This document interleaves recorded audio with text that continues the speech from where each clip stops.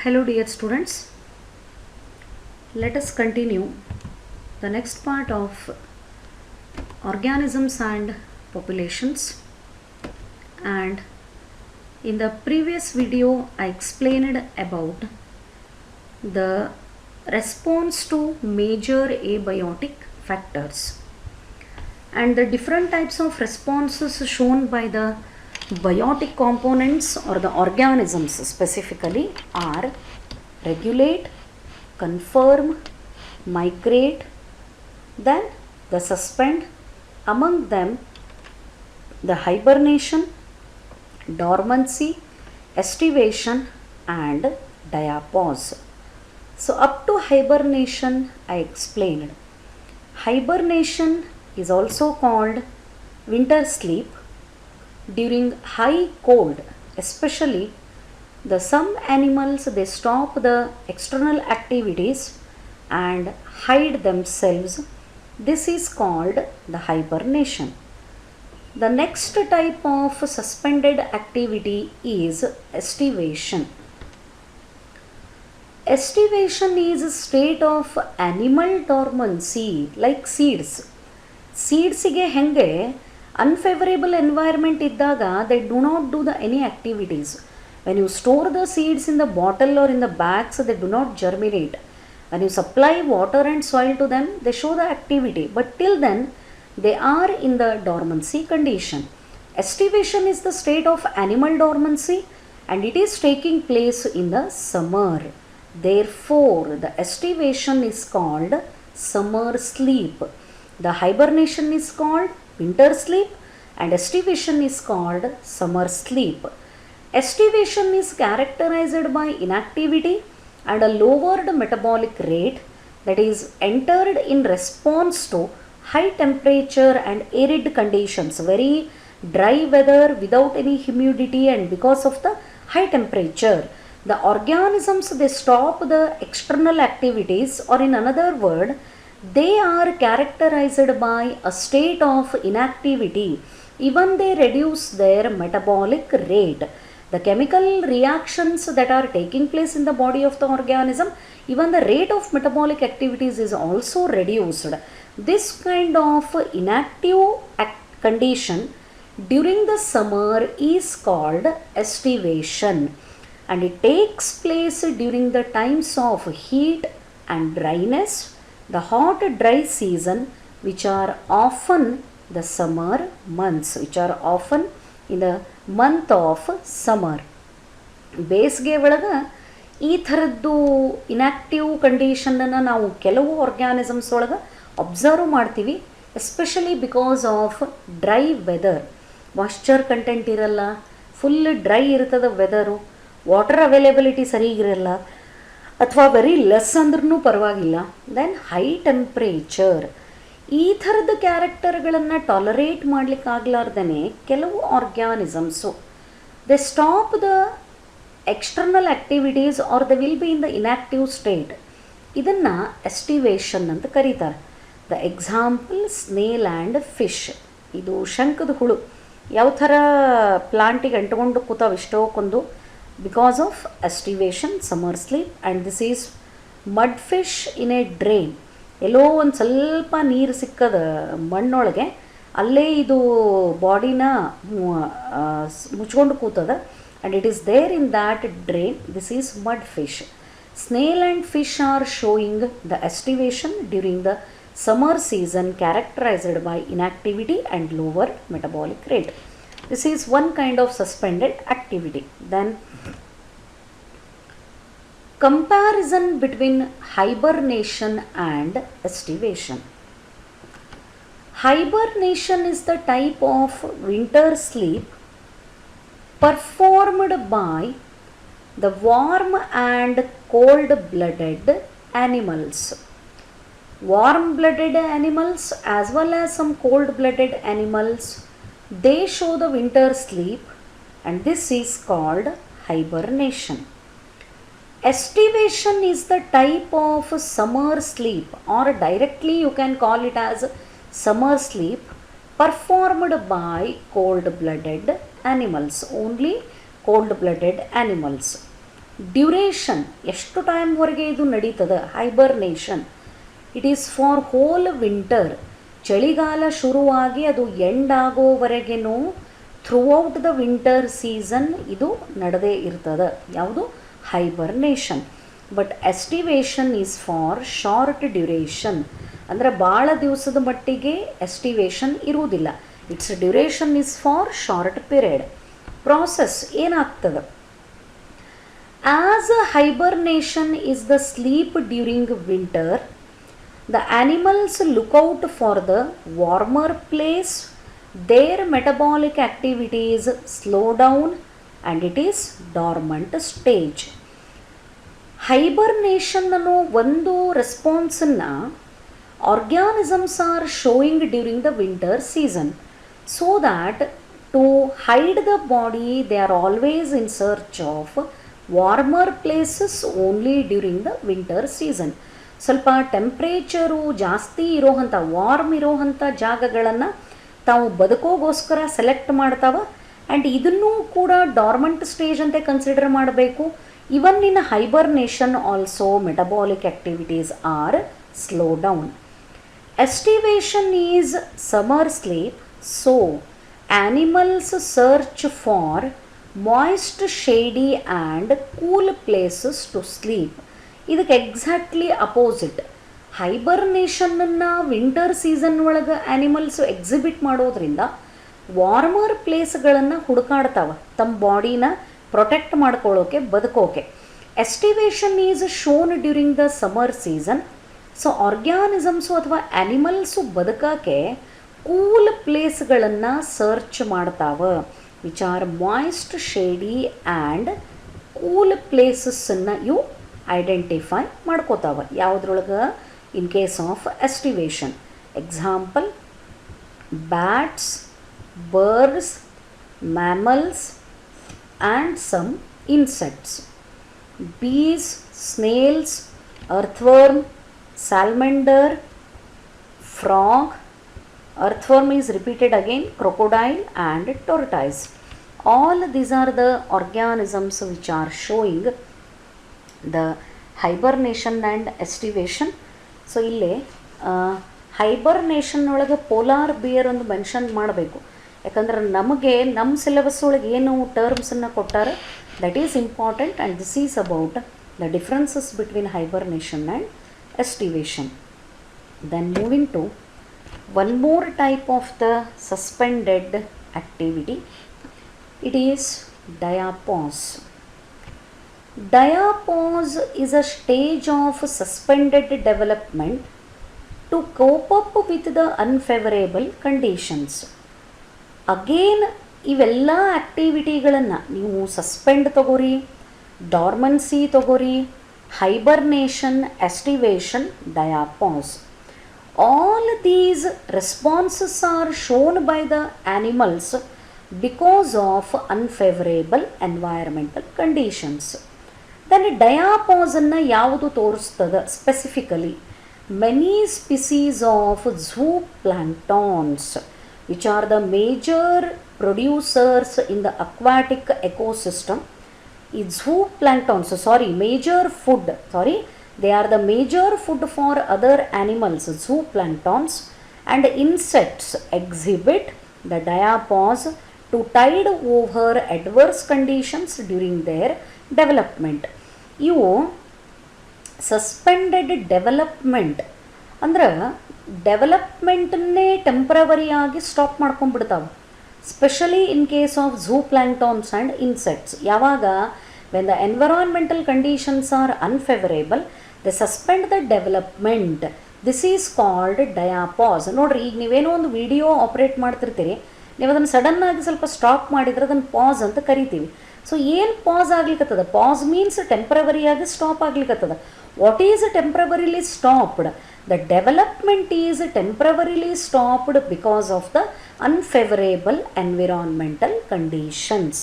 And this kind of response is called diapause, shown by zooplanktons and the insects. So ನೀವು ಈ ಪಾರ್ಟನ್ನು ಭಾಳ concentrate ಮಾಡಬೇಕು, specially for the preparation of your board exams you need to concentrate much on the response to the abiotic factors. Hope this is clear for you. Rest of the things I will continue in the next video, and the content of next video is very important for both board exam as well as for the competitive exams. I hope it is clear for you. Thank you. Hello dear students, let us move to the next part of organisms and populations, continuation of response to abiotic factors. In the previous video I explained about one response to the abiotic factors, it is regulate. With the help of homeostasis, organisms they maintain constant internal environment through thermoregulation and osmoregulation, and they are able to survive in the original habitat. They don't change the body temperature according to surrounding environment temperature. During summer, to maintain the body temperature, sweating occurs, and during winter, to maintain the body temperature, shivering occurs. By these physiological and behavioral methods, the organisms maintain constant internal environment, and this response is called regulate. The organisms showing the regulate response are called regulators. Like that, one more response to the abiotic factors shown by biotic components is confirm. What is this response? ಇದನ್ನ ಯಾವ organisms ತೋರಿಸ್ತಾವ and confirm ಅಂತ ಯಾಕೆ ಹೆಸರು? 99% of the animals and nearly all plants cannot maintain a constant internal environment.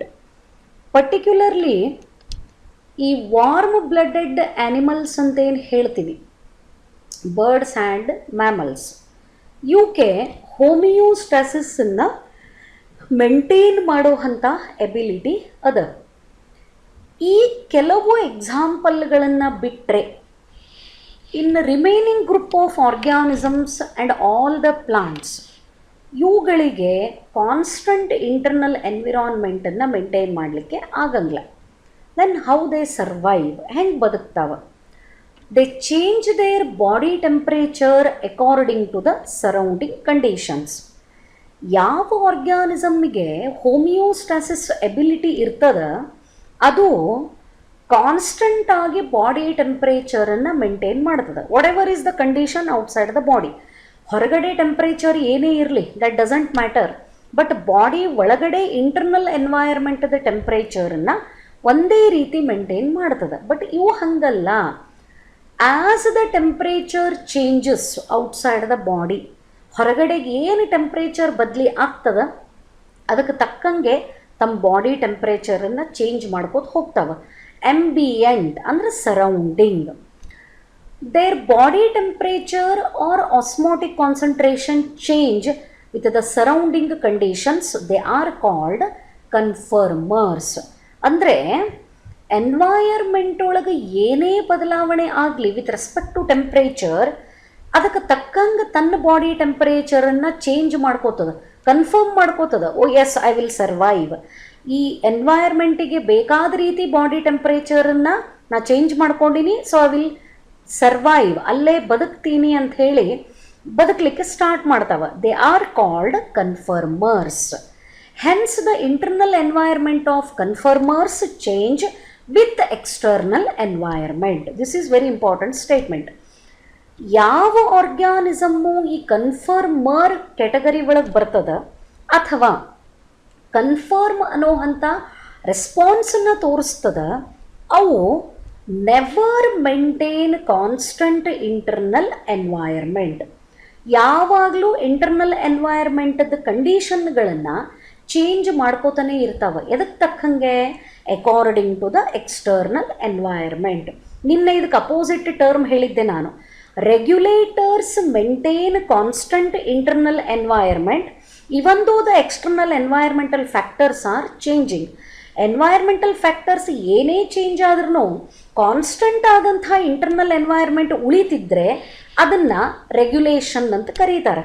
ಅಂದ್ರೆ ತನ್ನ body ಕಂಡೀಷನ್ಗಳನ್ನು physiologically ತಾನೇ ಒಂದು level ಒಳಗೆ ರೆಗ್ಯುಲೇಟ್ ಮಾಡಿಕೊಂಡು ಹೋಗ್ತಿರ್ತದೆ, ಹೆಂಗೆ ಬಂತ ಹಂಗೆ ಚೇಂಜ್ ಮಾಡ್ಕೊಳ್ಳೋಂಗಿಲ್ಲ. ಬಟ್ ಕನ್ಫರ್ಮರ್ಸ್ ಏನು ಮಾಡ್ತಾವ, outside the body temperature reduce ಆದರೆ ತಮ್ಮ ಬಾಡಿ ಟೆಂಪ್ರೇಚರನ್ನು ರೆಡ್ಯೂಸ್ ಮಾಡ್ಕೋತಾವೆ, outside the body temperature increase ಆದರೆ ತಮ್ಮ ಬಾಡಿ ಟೆಂಪ್ರೇಚರನ್ನು ಇನ್ಕ್ರೀಸ್ ಮಾಡ್ಕೋತಾವೆ. That means they do not maintain constant temperature, they do not maintain constant internal environmental conditions. They change their environment, internal environment, according to the changes in external environment. This response is called conform, and the organisms showing this kind of response are called conformers. In aquatic animals, osmotic concentration of body fluids changes with that of the ambient osmotic concentration. ನಾನು ಆವಾಗಲೇನು ಈ ambient ಅನ್ನೋ ಟರ್ಮನ್ನು ಹೇಳಿದೆ. ಅಂದರೆ water concentration in the body ಎದ್ರ ಮೇಲೆ depend ಆಗಿರ್ತದೆ, ಹೊರಗಡೆ ಇರೋವಂಥ ಆಸ್ಮಾಟಿಕ್ ಕಾನ್ಸಂಟ್ರೇಷನ್ ಮೇಲೆ ಡಿಪೆಂಡ್ ಆಗಿರ್ತದೆ. Neither they show the thermoregulation not they show the constant osmoregulation. ಎರಡೂ ಚೇಂಜು, ಟೆಂಪ್ರೇಚರನ್ನು ಚೇಂಜ್ ಮಾಡ್ಕೋತಾವ according to the surrounding external environment, and osmotic ಕಾನ್ಸಂಟ್ರೇಷನನ್ನು ಚೇಂಜ್ ಮಾಡ್ಕೋತಾವ according to ambient osmotic concentration. ಅಂದರೆ ಸರೌಂಡಿಂಗ್ ವಾಟರ್ ಕಂಡೀಷನ್ ಏನು ಇರ್ತದೆ ಅದರ ಮೇಲೆ ಆಸ್ಮೋಟಿಕ್ ಕಾನ್ಸಂಟ್ರೇಷನ್ ಆಫ್ ದ ಬಾಡಿನ ಚೇಂಜ್ ಮಾಡ್ಕೋತ ಹೋಗ್ತಾವ. All the cold blooded animals including plants they show the conform response, and all of them are called conformers. ಹೌದಾ? See, ultimate thing is to survive in the habitat.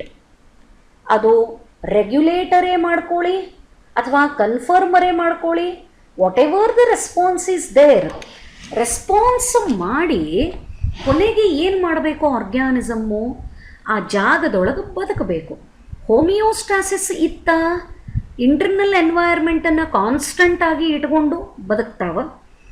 Homeostasis maintain ಮಾಡೋಕ್ಕೆ ಆಗ್ತಿದ್ದಿಲ್ಲ ಅಂದರೆ body temperature Osmo ರೆಗ್ಯುಲೇಷನನ್ನು ಹೊರಗಡೆ environment ಒಳಗೆ ಏನು change ಆಗ್ತದೆ ಆ ರೀತಿ ಮಾಡಿಕೊಂಡು ಆ ಜಾಗದೊಳಗೆ ಬದುಕ್ತಾವ. But there are some group of organisms. ಯಾವುದು ಬಂತು? ಪಕ್ಷಿ, ಬರ್ಡ್. ಇದು ವೆರಿ ಸ್ಪೆಸಿಫಿಕ್ ಆಗಿ ನೋಡೋವಂಥ ಒಂದು response, particularly in case of birds it is migrate. ಏನೂ ಮಾಡಲ್ಲ. ಮೈಗ್ರೇಷನ್ ಅಂದರೆ ಒಂದು ಜಾಗದಿಂದ ಮತ್ತೊಂದು ಜಾಗಕ್ಕೆ.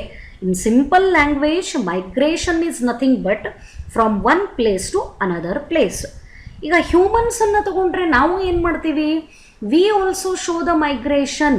It may be in search of job, it may be in search of good education, it may be in search of health facilities, or it may be in search of better life. ಹಳ್ಳಿಯಿಂದ ಸಿಟಿಗೆ ಬಹಳಷ್ಟು ಜನ ಹೋಗ್ತಾರೆ ಒಂದು ಕಡೆಯಿಂದ ಮತ್ತೊಂದು ಕಡೆಗೆ. ಅದೇ type birds also show unique response called migrate. Then what is this migrate? The organism can move away temporarily from the stressful habitat to more hospitable area and return when stressful period is over. Very interesting statement. Birds are not like humans.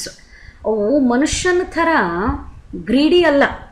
ಈ ಪಕ್ಷಿಗಳು ತಾವಿರೋ ಜಾಗದಿಂದ, general ಆಗಿ organism ಅಂತ ತಗೊಂಡ್ರೆ, ತಾವು ಎಲ್ಲಿ original ಆಗಿ ಬದುಕುತ್ತಿರ್ತಾವ ಅಂದ್ರೆ ನ್ಯಾಚುರಲ್ ದೇರ್ ಓನ್ ಹ್ಯಾಬಿಟೇಟ್ ಒಳಗೆ, if the environmental conditions become very stressful, ಅಂದರೆ ಸಿಕ್ಕಾಪಟ್ಟೆ ಕೋಲ್ಡ್ ಇರಬಹುದು, ಸಿಕ್ಕಾಪಟ್ಟೆ ಸ್ನೋಫಾಲ್ ಇರಬಹುದು, ಅಥವಾ ಹೆವಿ ಅಥವಾ ಹೈ ಟೆಂಪ್ರೇಚರ್ ಸಿಕ್ಕಾಪಟ್ಟೆ ಸಮರ್ ಇರಬಹುದು. ಈ ಥರ ಎಡ್ವರ್ಸ್ ಕಂಡೀಷನ್ಗಳು ಬದುಕಲಿಕ್ಕೆ ಆಗಂಗ್ಲಪ್ಪ ಇಂಥ ಕಂಡೀಷನ್ ಒಳಗಂತ ಬಂದಾಗ ಫಾರ್ ಶಾರ್ಟ್ ಪೀರಿಯಡ್, ಪರ್ಮನೆಂಟ್ ಆಗಿ ಅಲ್ಲ, ಸ್ವಲ್ಪ ದಿನದ ಮಟ್ಟಿಗೆ, ಕೆಲವು ತಿಂಗಳ ಮಟ್ಟಿಗೆ ತಮ್ಮ ಒರಿಜಿನಲ್ ಹ್ಯಾಬಿಟೇಟನ್ನು ಬಿಟ್ಟು ಬೇರೆ ಕಡೆಗೆ ಹೋಗ್ತವೆ. ಅದಕ್ಕೆ ಟೆಂಪ್ರರಿಲಿ ಅಂತ ಹೇಳಿದೆ, ನಾಟ್ ಅ ಪರ್ಮನೆಂಟ್. ಟೆಂಪ್ರರಿಲಿ ಎಲ್ಲಿಂದ ಎಲ್ಲಿಗೆ ಹೋಗ್ತಾವ? From stressful habitat to more hospitable area.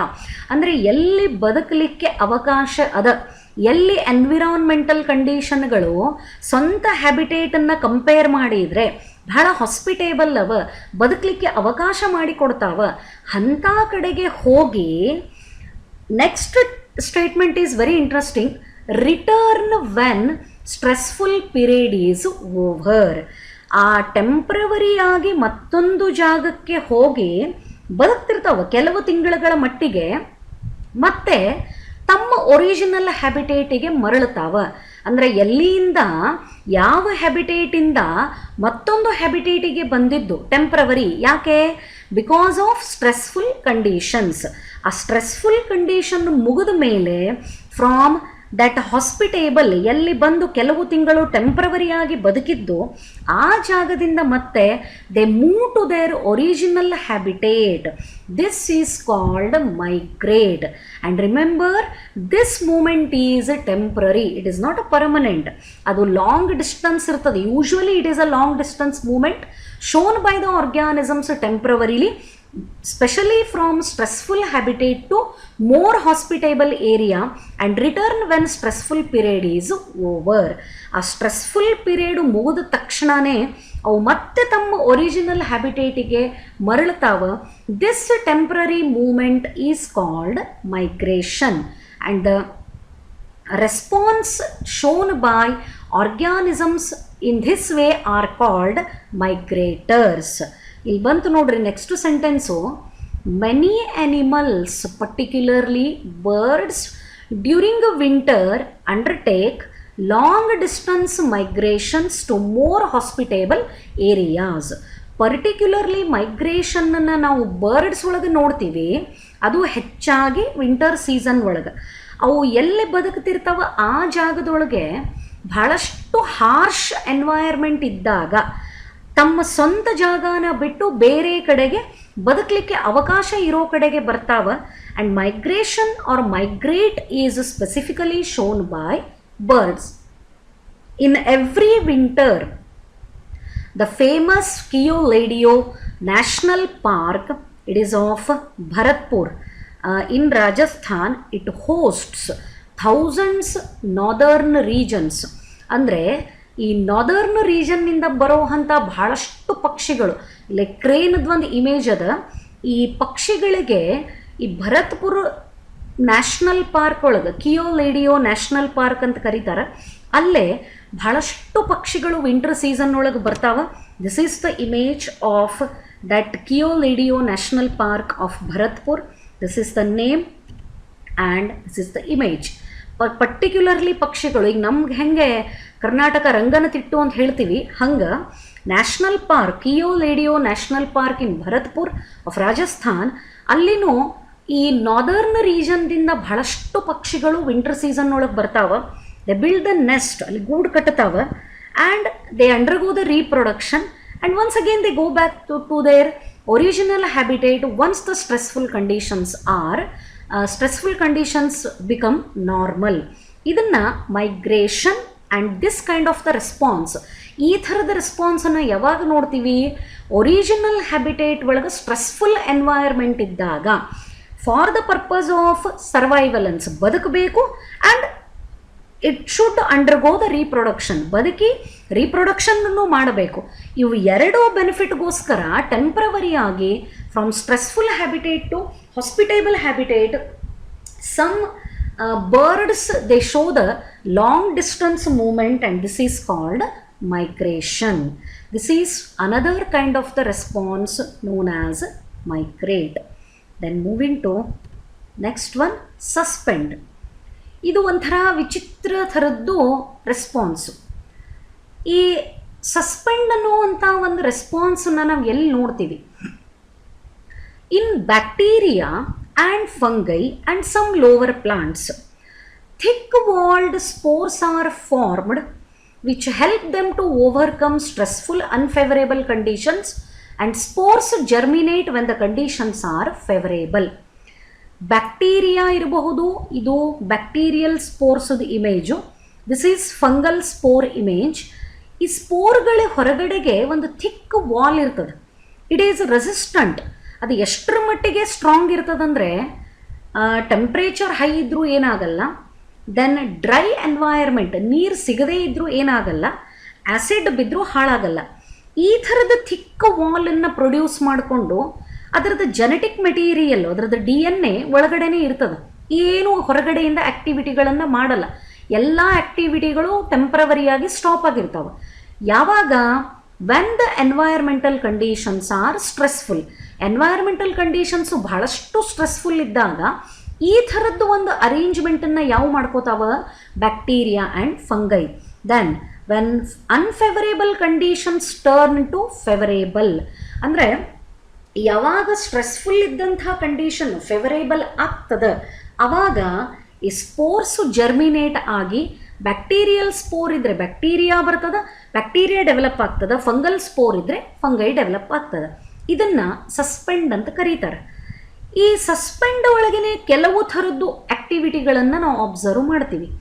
One is dormancy, where it is observed particularly in case of plant seeds. In higher plants, seeds and some other vegetative reproductive structures serve to tide over periods of stress.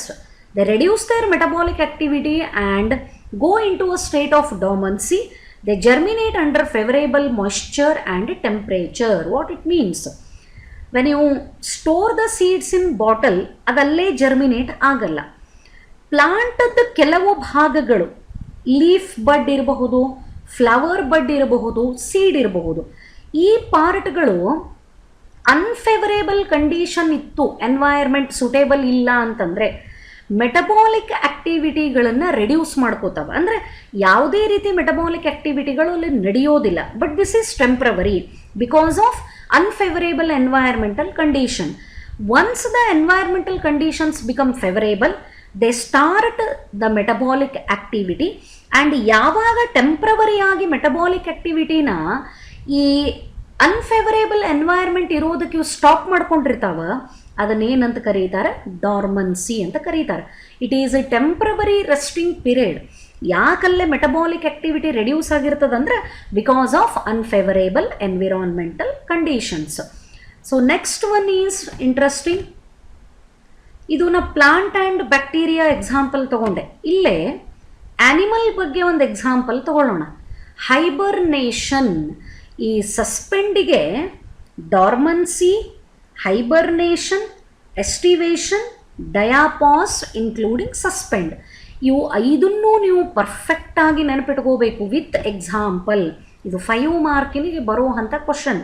Suspend ಅಂದರೆ ಏನಾಗ್ತದೆ, what is dormancy, what is hibernation, aestivation and diapause.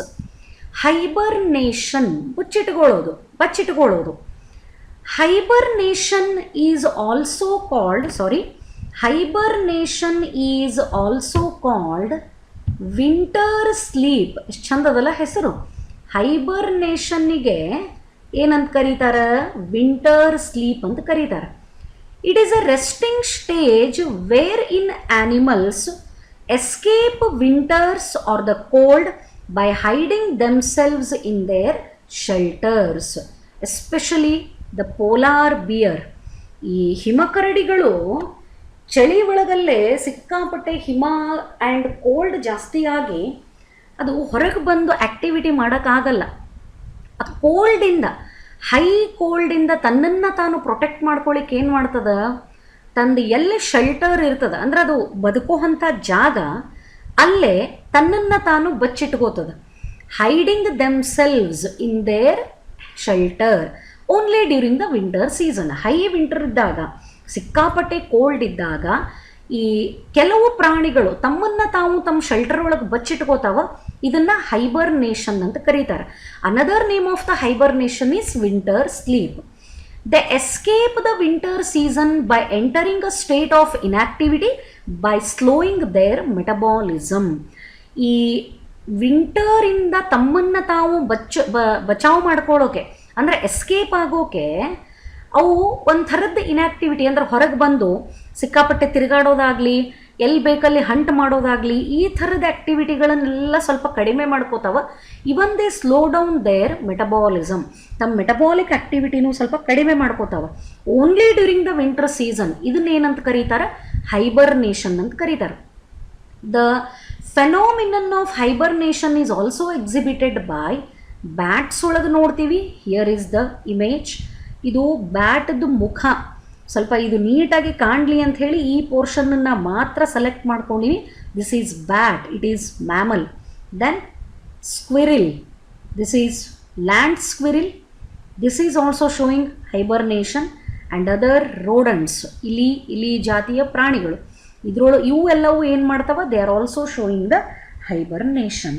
So this is about one more kind of the suspended activity during the winter season, which is called hibernation or winter sleep. About estivation and diapause, I am going to continue in the next video. Hope this explanation is clear for you. Thank you.